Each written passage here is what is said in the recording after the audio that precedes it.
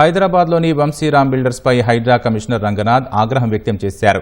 కాజాగూడలోని Kothakunta FTL పరిధిలో నిర్మాణాలు జరుగుతున్నాయని ఎమ్మెల్యే అనిరుద్ రెడ్డి ఇచ్చిన ఫిర్యాదుపై స్పందించిన రంగనాథ్ క్షేత్రస్థాయిలో పర్యటించి కొత్తకుంట చెరువును పరిశీలించారు. అక్కడి ఎఫ్టీఎల్ పరిధిలో వంశీరామ్ బిల్డర్స్ పోసిన మట్టిని 3-4 రోజుల్లో తొలగించాలని ఆదేశించారు. లేని పక్షంలో కఠిన చర్యలు తీసుకుంటామని హెచ్చరించారు. అలాగే ఆ చెరువు ఎఫ్టీఎల్ పరిధిని నిర్ధారించేందుకు అధికారులు సర్వే చేయాలని సూచించారు. మరోవైపు హైడ్రా చేపడుతున్న చెరువుల అభివృద్ధి పనులను కూడా రంగనాథ్ పరిశీలించారు.